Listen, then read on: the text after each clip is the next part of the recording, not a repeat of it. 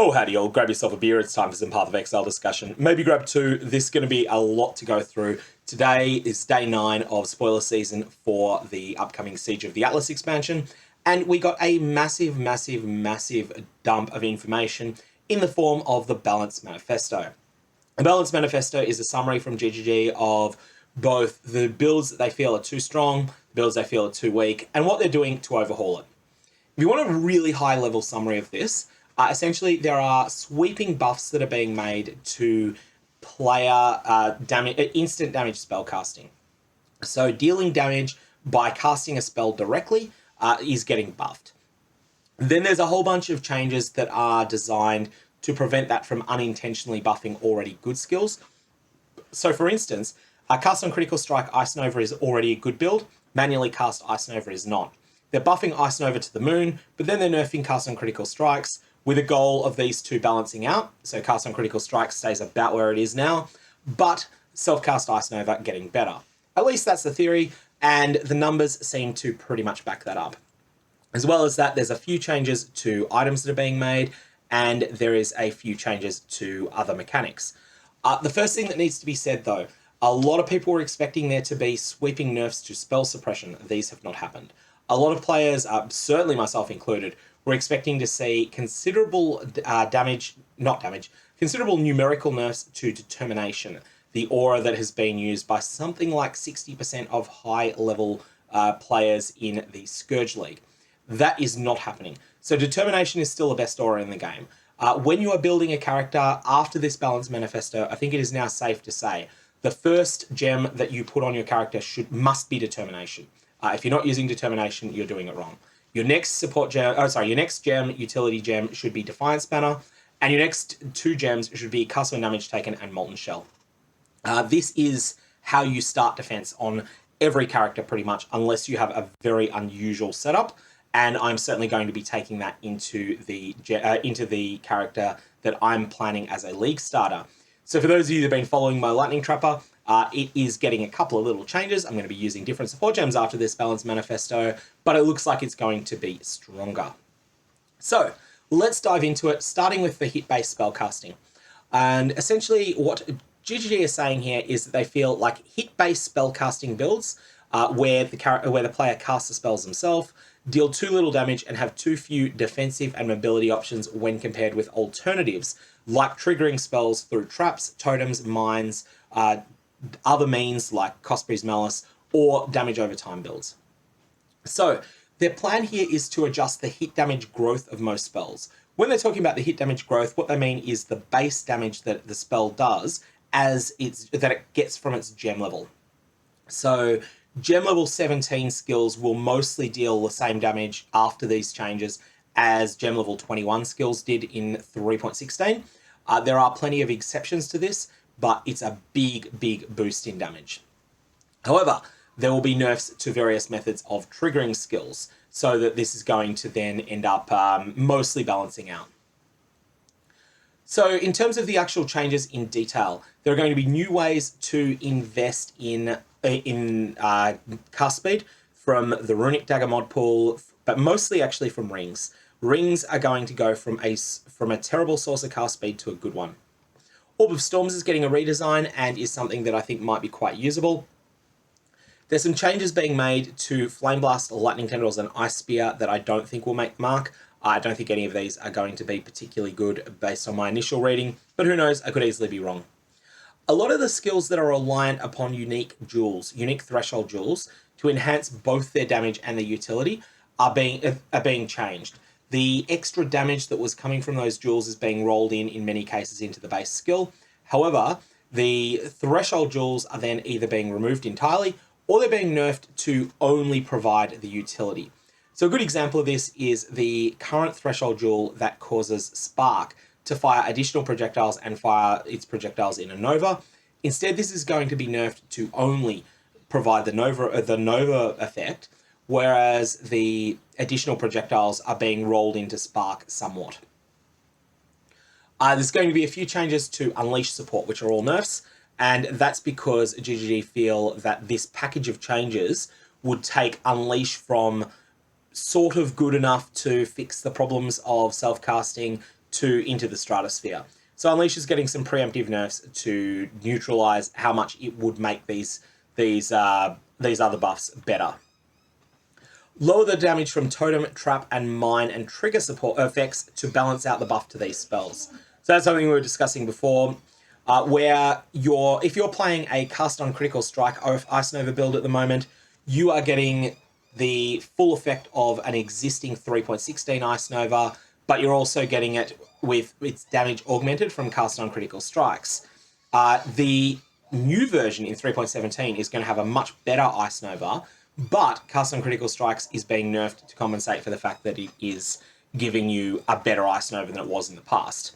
Overall, I think that the package of changes here makes spell totems a bit worse, and other forms of triggering spells slightly better to unchanged to slightly better than they were in 3.16, whereas totems will be slightly worse because of the massive nerf to the unique chess piece Soul Mantle.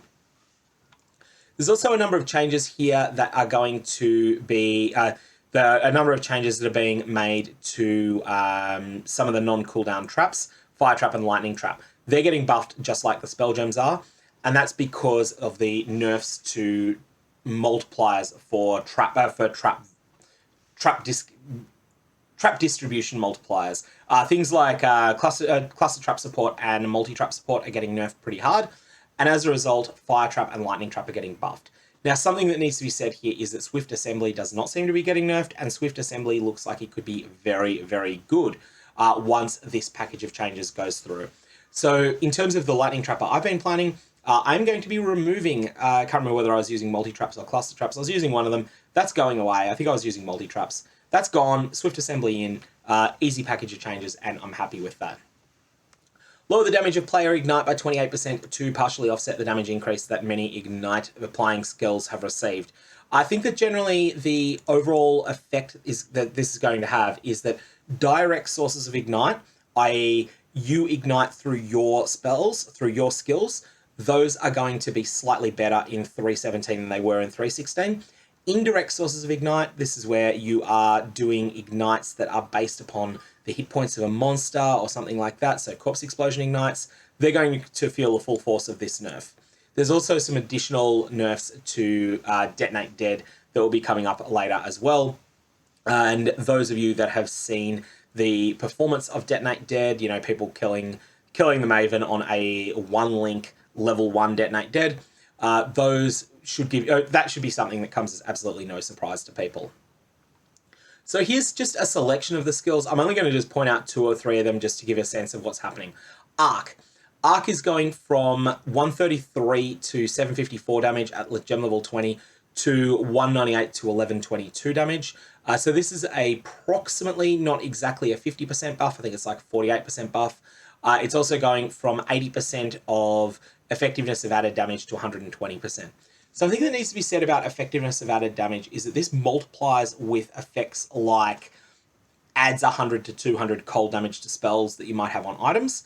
And this is going to be a big deal because some of those adds X to Y cold damage to spells mods on staves and the like, those are getting buffed as well. So there's a lot of these changes like Arc. In terms of the ones that I think are going to be particularly interesting to players, Ice Nova is getting a big buff here, 762 to 1130 top end damage at gem level 20. And it's going from 120 to 190% effectiveness of added damage. Fireball is getting even more damage. Fireball Hit has got to be played now. Fireball Hit it just looks like it's going to be in a ridiculous place. 2460 base top end damage at gem level 20. Currently, I think you need to be gem level 25 or so to get that.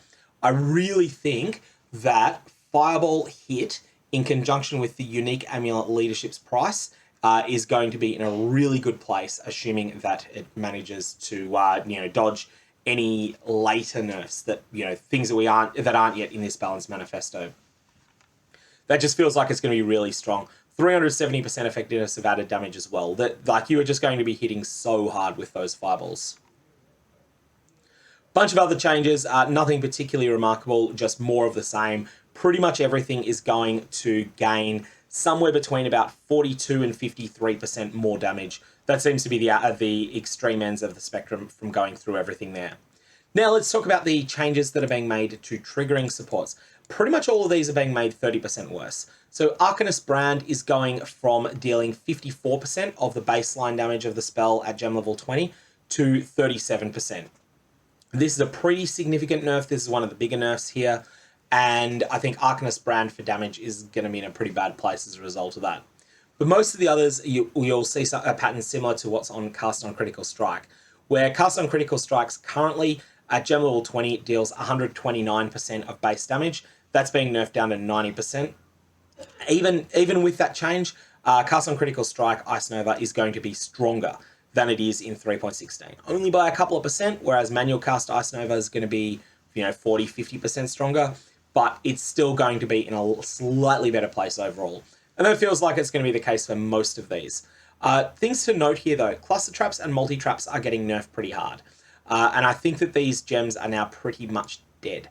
The reason I say that, cluster traps is going to deal 45% of base damage, and multi-traps is going to deal 48%.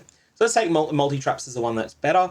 If you hit with all three of your traps, you're dealing 144% base damage. That's a pretty good support gem. The problem is that there is an implicit if in there that you are hitting with all three all three traps, and you often won't. For that reason, I think let's just forget that cluster traps and multi-traps exist and use Swift Assembly instead. Swift Assembly is fine at the moment. It's a little bit worse than multi-traps and cluster traps in 3.16, but in the 3.17 world, we'll just use that instead and act like these don't exist.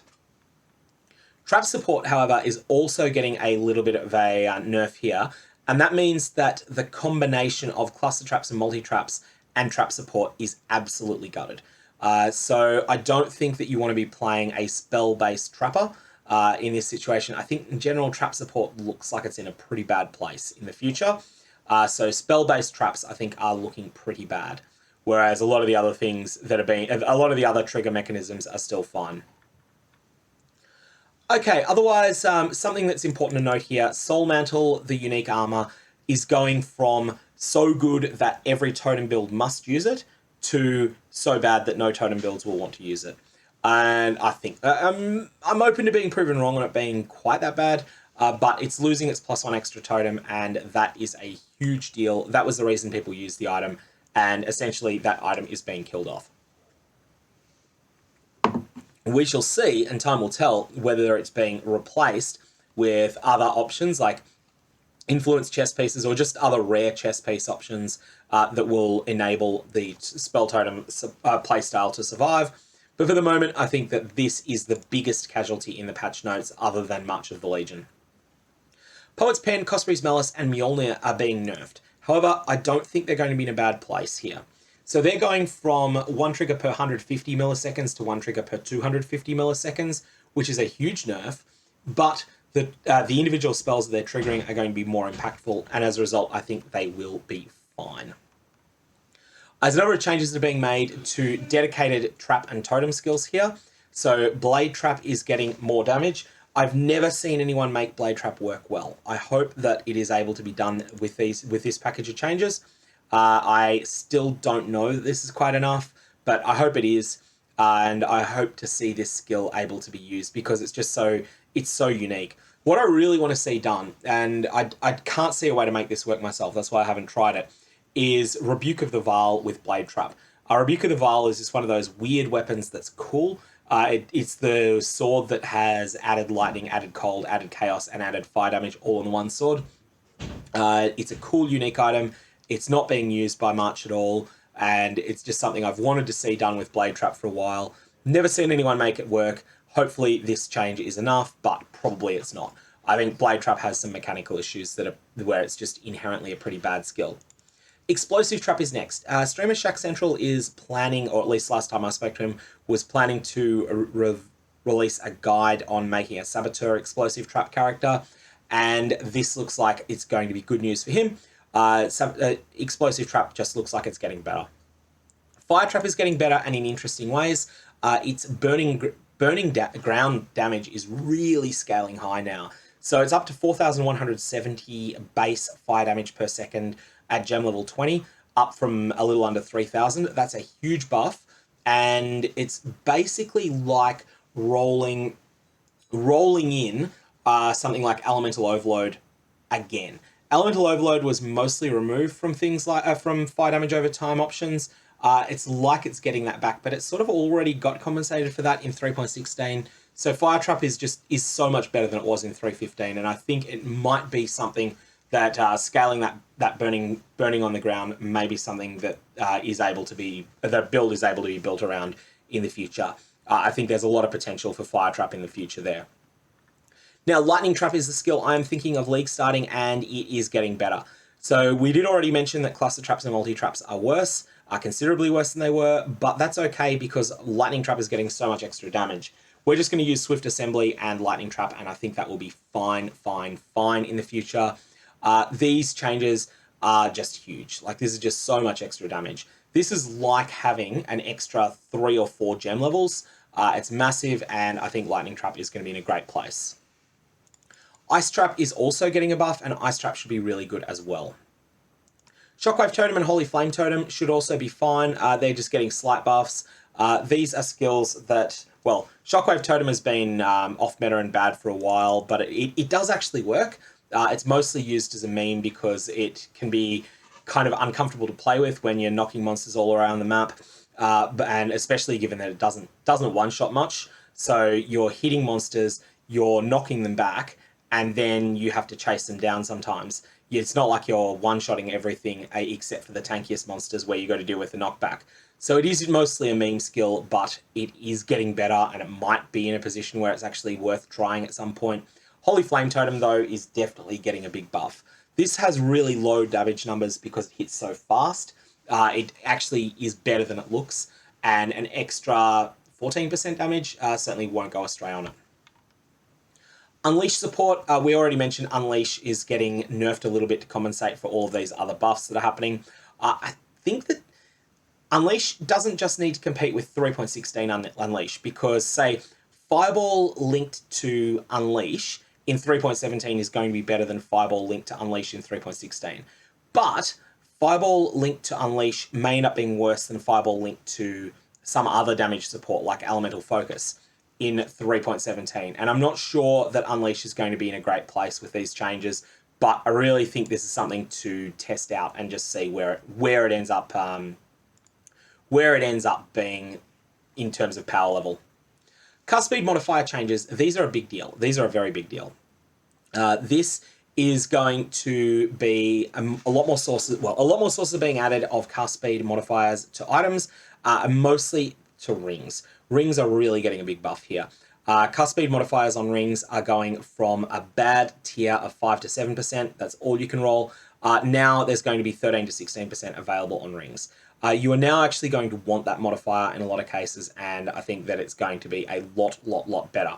Additionally, Deafening Essence of Misery is sort of almost getting good here. 32% cast speed on one-handed weapons. I really don't know why they aren't making this, the two-handed version twice as high though. This really should be 50. This really should be not 44 to 49, but 58 to 64%. Without that, people already don't want to use a two-handed weapon on a caster. This is just going to solidify that. And Deafening Essence of Misery should be giving more to two-handed weapons than it does.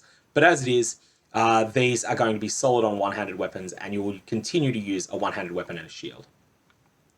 Threshold jewels are basically, they're all getting individual treatment, and it's worth having a look through this yourself if you're planning to use one. But broadly speaking, where there is a damage projection and damage increasing threshold jewel, it is being changed so that the damage projection side is no longer a buff. It is now roughly neutral in power, and that is the threshold jewel, and the core damage increases from it are being rolled into the base skill itself. However, there are some exceptions, and it's worth having a look through this list if you're planning a build based around them. The one thing that I do think is probably going to get hurt the most here is Frostbolt. Frostbolt's Frozen Trail jewel is really strong, and Frozen Trail is no longer going to be obtainable. And whilst Frostbolt is gaining more damage to compensate, it's not gaining additional sources of projectiles. So for that reason, I think Frostbolt is actually going to be in a worse place with these changes. but it will still people will still find some uses for it. It just won't be as good as it used to be. Okay, so let's talk Orb of Storms. Orb of Storms is being redesigned considerably, and they kind of want this to be used extensively as a single target damage source for lightning casters, and it's being refocused on its mechanic of hitting enemies when you are in the area of your Orb of Storms and you cast a lightning skill. So Orb of Storms now has its baseline damage, deal 3 to 8 lightning at gem level 1, previously 2 to 7, up to 304 to 913 at gem level 20, previously 185 to 555. So this is a big buff, the amount of damage it deals. Its base frequency for striking is being nerfed hard. This is going from once per 1.5 seconds at gem level 1 to once per 3.5 seconds. I.e., this is a gutting even with the extra damage, and it's going from once per 1.02 seconds to once per 2.55 seconds at gem level 20. So this is a 60% less multiplier roughly to the frequency of which Orb of Storms strikes on its own without you interacting with it. But you can now make it, you can still make it so that it will go off by just using lightning skills in its region. I think that Orb of Storms looks like it's really good now, and I think a lot of players will use this in either a 4-link setup or even as a pseudo 6-link, so a pseudo 5-link, where you're using an influence mod to provide an additional effective support gem in there, and maybe even more than that. I think Orb of Storms will be heavily invested in by a lot of players because it looks like it's really good, but it does require you to be able to keep an enemy reasonably close to you safely. If you're wanting tips for doing that, Decoy Totem is very, very good at it. So yeah, Orb of Storms looking like it's got a lot of potential there. There's a number of changes here to Ignite. The core idea here is that where a skill that's been used with Ignite widely in the past, where a skill like that is doing lots of damage frequently, those skills are going to have their damage sort of spaced out a little bit. They'll do the same damage per second, but they'll do it in smaller chunks. So an example of this that really clarifies that is Fireburst. Instead of dealing 950-ish damage once per second, it's still going to deal 950 damage a second, but that's going to be a single bigger hit every 1.5 seconds. This will make the skills play better with Ignite while having minimal impact on them when they're used to hit. Okay, so that is the spellcaster section out of the way. Next thing that's discussed in the manifesto is hit-based bow attacks. So those of you that follow my channel extensively will know that I had a bunch of suggestions here, mostly about lowering the opportunity cost of investing in additional arrows. GG haven't gone that way, but they have made some interesting changes here.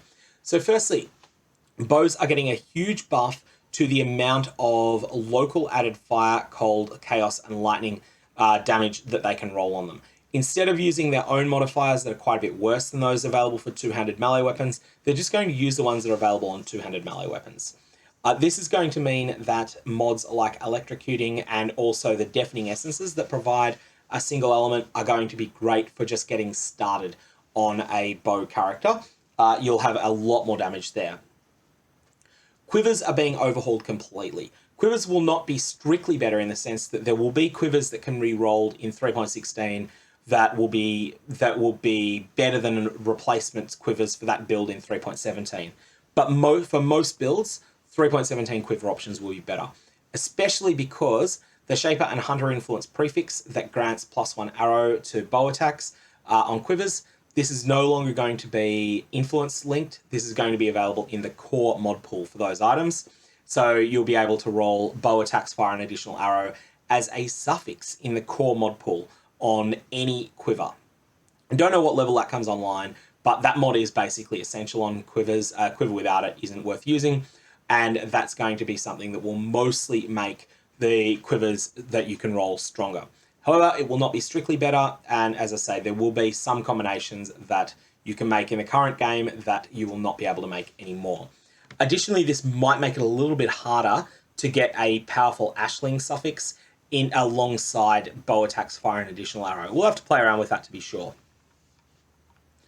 And okay, so in terms of other changes that are being made, there's additional There's going to be additional modifiers to physical damage that can roll on quivers. Flat physical has been a junk stat on quivers in the past. That's now scaling higher than it used to. There will be higher tiers of attack speed available on quivers, and additionally, one of these can also roll on dexterity shields. Quivers also can roll flat chaos to attacks, which is something that's been missing in the past. This is pretty niche, but it's good to have it there as an option. There's also some changes to mastery, and I really like this one. Plus 100 to accuracy rating per green socket on your bow. This is something every bow attack-based character should take while they're leveling. Probably respec out of it at endgame, but you should take it while you're leveling because it will really help you out with not missing your attacks. Base quivers are getting changed. These are mostly better than the old quivers, although they're not strictly better. They are mostly better, and I think that people will be happy with these changes. Unique quivers will be reassigned to a base type, so existing unique items, they'll change to a new base at this point. Note that there's nothing about ornate quivers being available beyond just the Maloney's mechanism unique. Okay, sources of added damage. There are some nerfs that are being made to flat added chaos, added lightning, and added cold from the support gems. So support gems like added cold damage and awakened added cold damage are being nerfed. They're not being gutted, but they are taking a little bit of a hit here. And I think that this is sort of maybe unnecessary, but anyways, GG clearly have their reasons for it. Those are being nerfed. The reason that I think it may have been unnecessary is that these gems don't play very well with flat added damage of the same type from gear, and with the buffs that are being made to flat added damage to various types from gear, I think that you'll find that these gems would have been seeing less use anyway, even at their old power. But they're not being gutted though. It looks like it's about 1 gem level nerf to the non-awakened versions and about 1.5 to gem levels nerfing to the awakened versions. The various local added fire, cold, lightning, and physical damage prefixes on weapons have been increased by roughly 8% at the highest tier and increased by more at lower tiers. So this is really significant. This means it's going to be that when you fail to roll an extraordinary item and you get something that's ordinary, that ordinary item's performance will be better. Likewise, when you identify an item, if it rolls, say, tier 2 or tier 3, lightning dispels, tier 3, cold dispels, or something like that, those mods will be better. And especially so that's happening, this line here actually is about, the weapon versions for attack weapons, but there's also some similar changes for spells. The top tier flat weapon damage modifiers are getting boosted a lot as well. So this is going to mean that more of your damage is going to come from your weapon, but that's also going to be the case earlier. And again, that's going to make added chaos support, added lightning support, added cold support worse from early game to end game. And I think that those support gems are pretty much going to be much less useful than they were, but these are going to really be a significant boost here. Spell added damage weapon modifiers.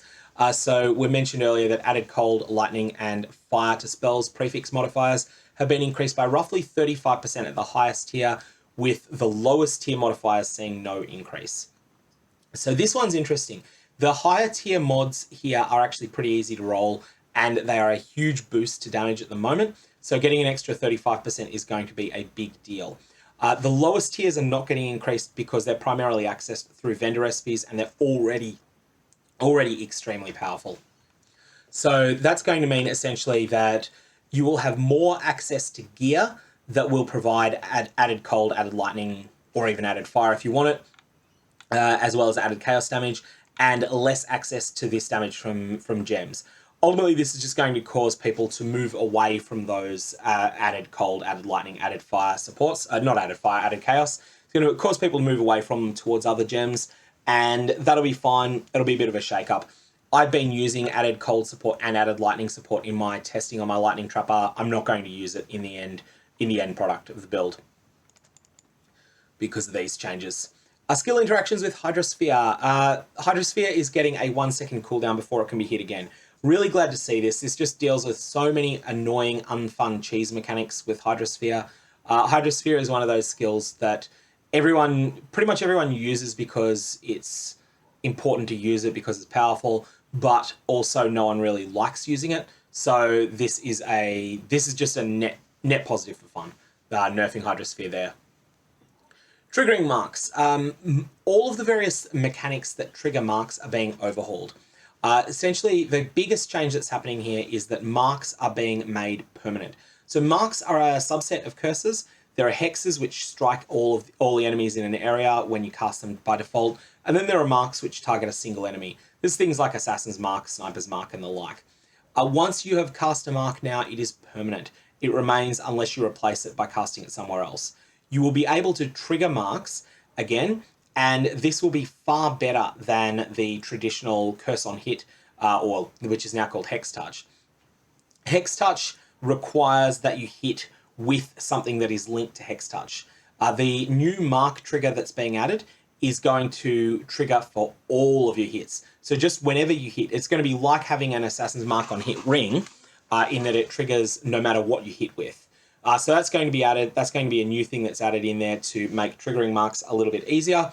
Or you can self-cast your marks and get a little bit more power out of them. So yeah, mark on hit is going to be a considerable quality of life improvement at the expense of a little bit of power, or you can manually cast your mark if you prefer doing that.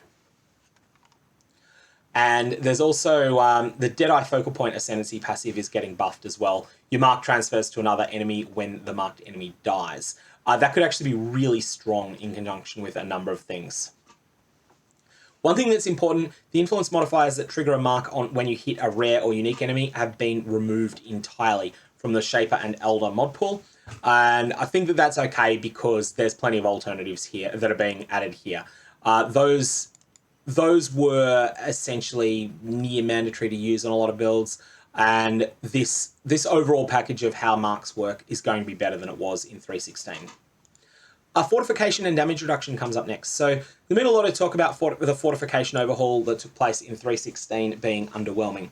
This is a partial fix to that, but it is not a complete fix. So Fortification gain being scaled by the damage dealt by a fortifying hit meant that monsters with very high amounts of damage reduction, such as in the Azurite Mine, Simulacrum, or against monsters that have just been spawned by Harbingers, can grant little to no fortification, even for builds with very high damage.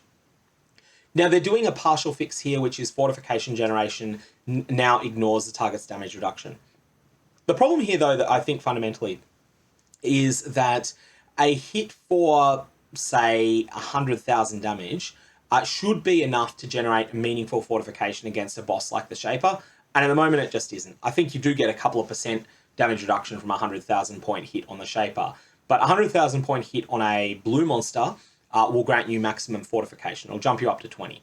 But then against the boss, you're only getting a few %. Against the bosses is probably where melee characters need fortification the most a lot of the time, and that's why I think that this is not working. And it should be, fortification should instead be scaling based entirely on the monster's level. So the Shaper would have just a slightly higher, as a monster level 84, would have just a slightly higher resilience to granting Fortify than a trash monster in the Azurite Mines. But it should only be slightly, it shouldn't be massive. I think that that's the problem with the fortification changes. The overall concept of those changes was a positive, but they just got the numbers so wrong that it left a bad taste in people's mouth. Champion is still looking like it's going to be one of the best ascendancies because it solves the issue of how do you get fortification. It's just like, oh yeah, you just take the Fortify nose. Skill balance. Detonate Dead is getting nerfed by virtue of changes to how Desecrate works. This is something that no one would be surprised by, and the way that it's going to work is that Desecrate and Corpse Walk now only sometimes spawn a Spectre Corpse rather than having a massively higher chance to do so. It'll just be a 15% chance. So if you've got a carefully cultivated set of Spectres that grant you a tremendous amount of corpse life on monsters that you then detonate, you will then be unable to as reliably keep those corpses being the main ones you're detonating. You're mostly going to be detonating smaller corpses. You will sometimes detonate a big one.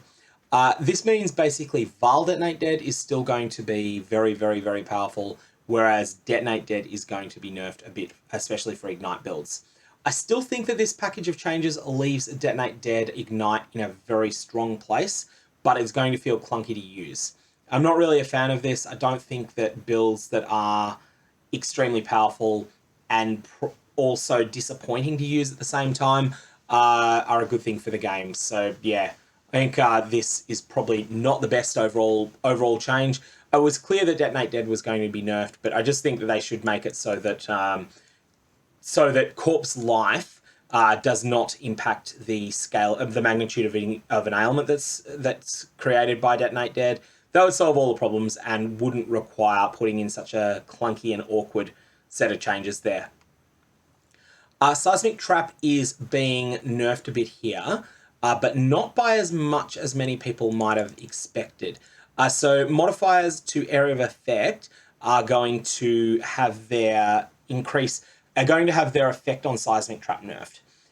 That is significant because Seismic Trap does scale a lot with overlapping area of effect, but basically is going to reduce the tremendous level of scaling that Seismic Trap gets from it. Seismic Trap may still end up being really strong. We're just not sure how it'll be.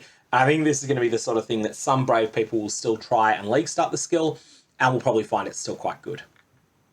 Toxic Rain's being nerfed, not all that much. It's getting like, what's that? That's dropping by 50 damage, roughly, a little under 50 damage. So it's getting nerfed by about 17% or so. That's not a gutting, but it is a noticeable nerf. I think that Toxic Rain is still going to be completely fine, and we will still see people killing the Maven on day 3, if not earlier, with Champion Toxic Rain at the moment.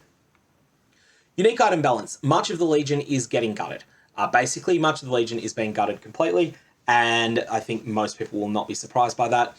Much of the Legion was very unfun to use and at the same time extremely broken.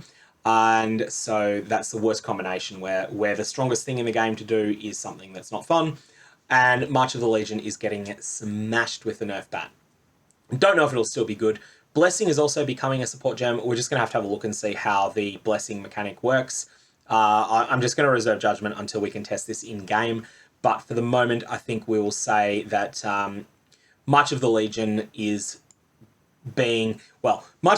changing to be all about giving you 1 aura instead of 4 of them now. And that's something that will be an improvement. However, there's a couple of changes that are being made here that are really interesting. Removing Mortal Conviction and the life passives from behind the Blood Magic Keystone, and make a Mortal Conviction style support gem that makes an aura free but prevents you from reserving mana. This is really interesting.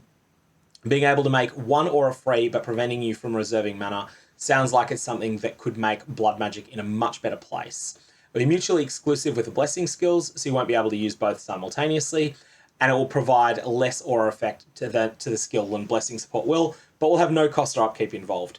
I like the sound of this. I think that Blood Magic Keystone has been in a terrible place for a long time, and this is an interesting overall bundle. I do think Blood Magic as a Keystone needs those life passives, or it just needs to gain, some percentage of life added into the Keystone, perhaps. Oh, hang on. They're doing that. 10% more life. Okay. That I had missed when I did my first read through this. So, yeah, let's just ignore what I just said then. Blood Magic is gaining 10% more life. That's what I needed. 10% might not be the right amount. It might have been 15%, but this seems like a fine change. Supreme Ego is no longer limiting you to 1 aura, and instead grants more aura effect based upon how much mana an aura reserves. This will be interesting. Supreme Ego is now sort of going the opposite way from the mana reservation changes that were made a league ago. If you want to specialize in 1 aura, maybe Supreme Ego is the way to go. Full values for these are going to be in the patch notes, though. They're still iterating on it. The Shadeform skill from Replica Eternity Shroud is being donked on the head, and all of the issues with it are being fixed. Damage reduction granted by Strength of Blood was being able to be scaled beyond what was intended, and that's being donked on the head. So this is nerfs to fix Immortal builds. They're being fixed. Dancing Dervish I covered yesterday.